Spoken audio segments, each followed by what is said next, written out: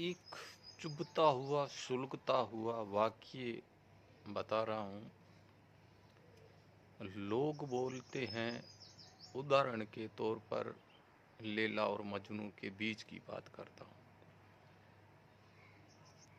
मतलब कि किसी को धोखे में रखना।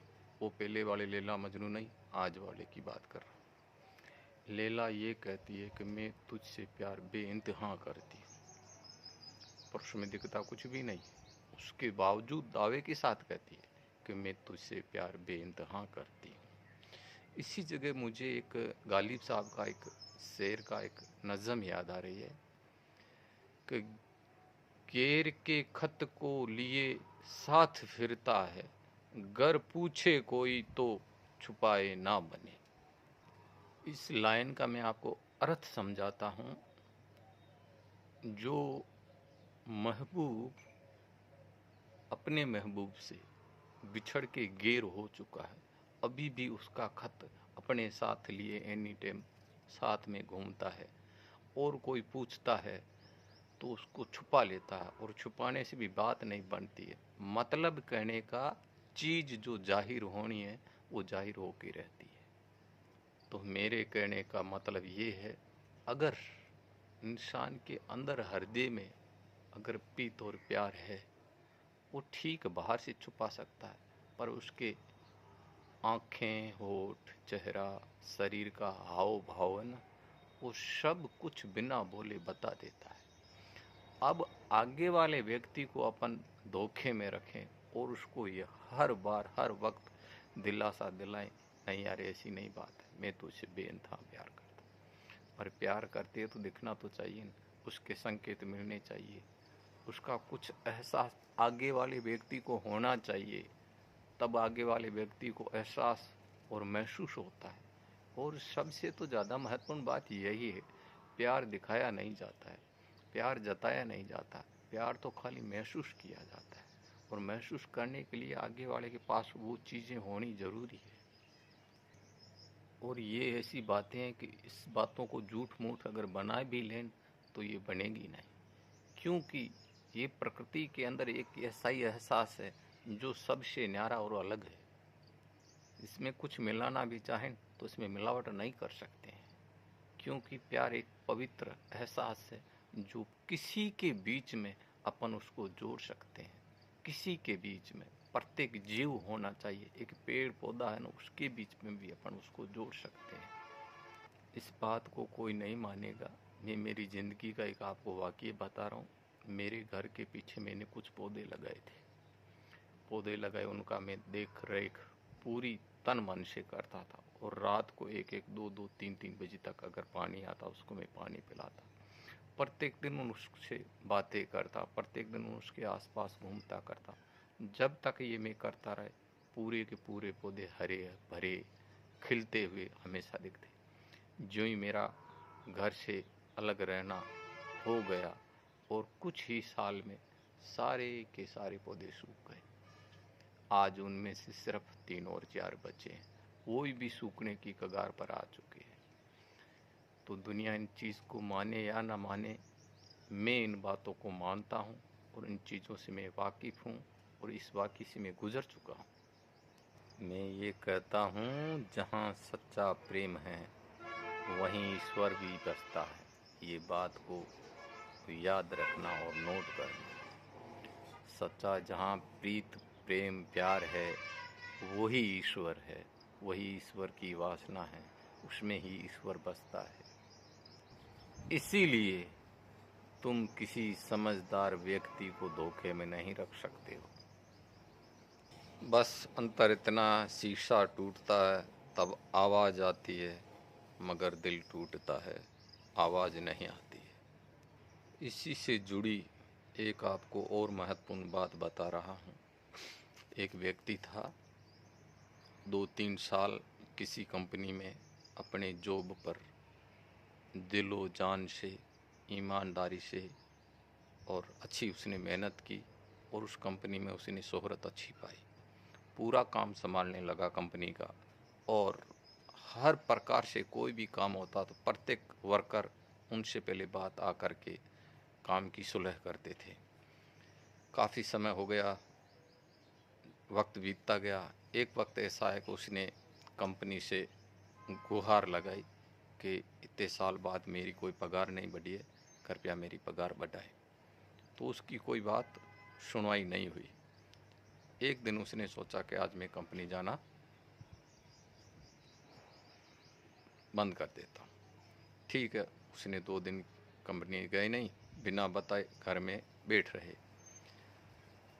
फिर कंपनी से उसको संदेश आता है कि कृपया कर आप वापस आए और पूरे का पूरा धंधा ठप पड़ा है और आप आके अपना जो भी समस्या है वो हमें सुनाए और हम आपका हल करेंगे।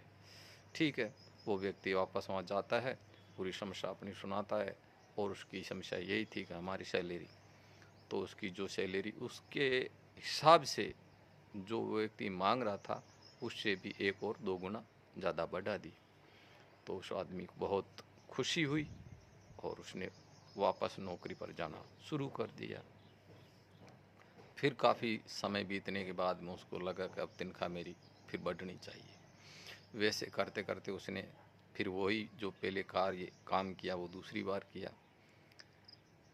फिर 1-2 महीने फिर उसने 2-3 छुट्टियां ली, फिर 2-3-4 महीने ऐसे करते उसने कम से कम 7 से 6 बार इस घटना को दोहरा लिया। अब जाके कंपनी में एक ये चीज़ उसकी समस्या बन गई। अब विशेषता नहीं, अब समस्या बन गई। तब कंपनी वालों ने सोचा कि अब इसी व्यक्ति को रिज़ाइन देना ही पड़ेगा। अगर ये डेली ऐसे करता रहा तो कंपनी बहुत घाटे में चली जाएगी। और एक दिन ऐसा आता कि उस व्यक्ति को वहाँ से रिज़ाइन मिल जाती है।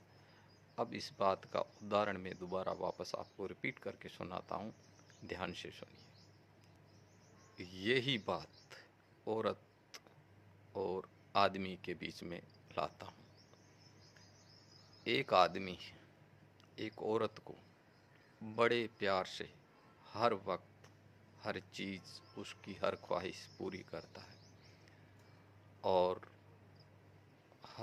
कोई भी उसी समस्या का जो भी हल होता है वो हल कर देता है। वही औरत नखरे करने लग जाती है क्योंकि उसके भाव बढ़ गए। भाव बढ़ने के बाद में हर आदमी नखरा करता ही है। उसके नखरे होने मतलब शुरू हो गए।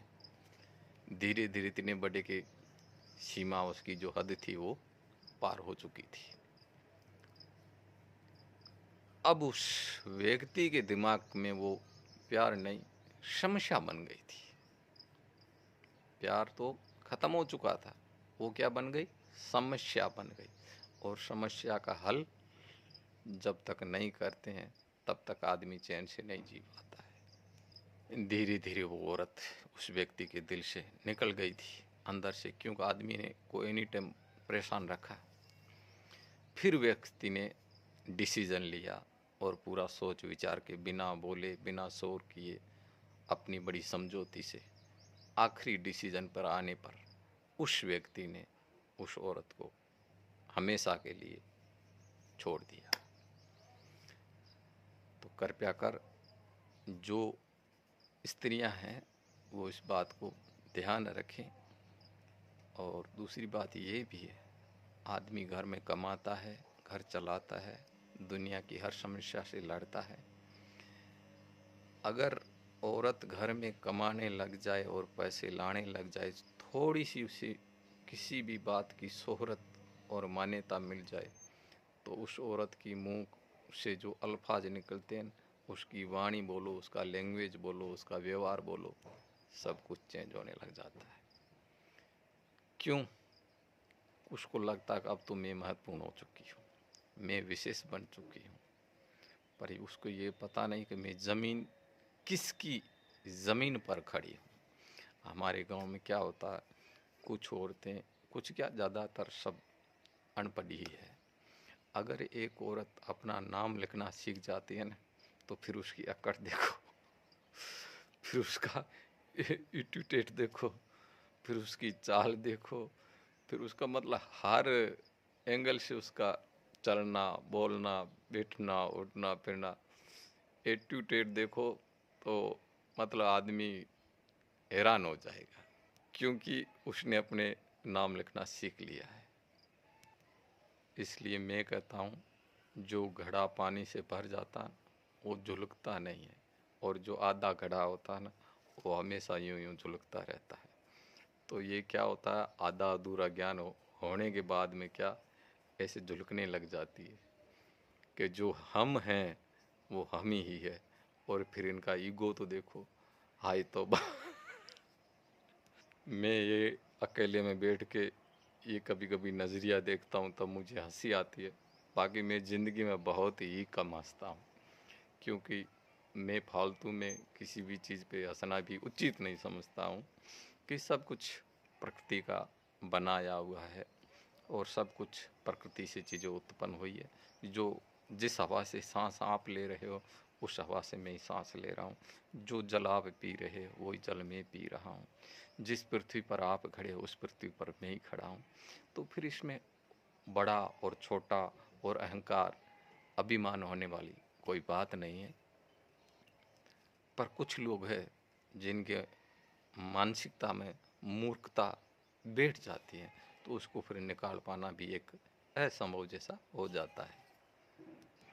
इस ब्रह्मांड में ज्ञान की कोई सीमा नहीं है, और अपन जीते जी उस ज्ञान को संग्रहित कर ही नहीं सकते हैं, क्योंकि अपरंपार है। जिसकी सीमा नहीं है तो उसमें अपन क्या कर सकते हैं, जिसकी सीमा नहीं उसमें अपन उसका आनंद ले सकते हैं, उसमें अपने डुबकी लगा सकते हैं, पर उसको संग्रहित नहीं कर सकते हैं।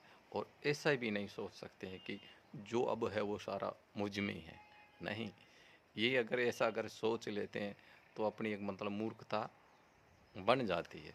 और अगर कोई समझदार व्यक्ति हो, मिल भी गया ना, उसने ये चीज़ें नोट कर ली, तो बोलना कहे भले, पर वो अपने अंदर से अपन को मूर्ख साबित कर ही देगा।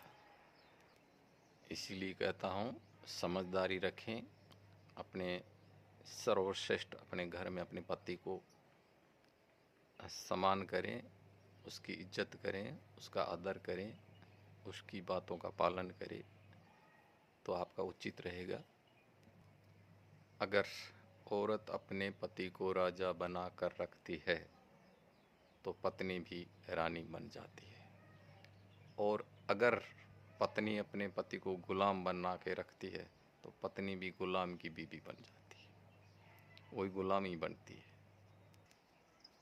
वक्त को बदलते वक्त नहीं लगता, इसलिए ठीक है, ज़िंदगी में चढ़ाव ढलाव आते रहते हैं। तो किस वक्त अगर आदमी घर में खाली बैठ जाए, कोई कारण, कोई वजह, कोई मजबूरी से, तो ये मत समझना कि यह आदमी कोई काम का नहीं। वक्त कभी इंसान के विपरीत भी चलता है। फिर इसका मतलब ये नहीं हो कि आप उसको ताने मारने लग जाओ। आप 2 रुपये कमा के लेके आ गई है तो बस सर्वश्रेष्ठ मैं हूँ, घर में ही चला रही हूँ। तो टाइम को मद्देनज़र रखते हुए आज की मैं सभा यहीं पे समाप्त करता हूँ। अगले वीडियो में आपसे फिर मिलूँगा, तब तक के लिए मैं आपसे इजाज़त चाहता हूँ। कृपया कोई भी आपके जहन में सवाल उभरा है तो कमेंट करके ज़रूर बताएं। मैं आपके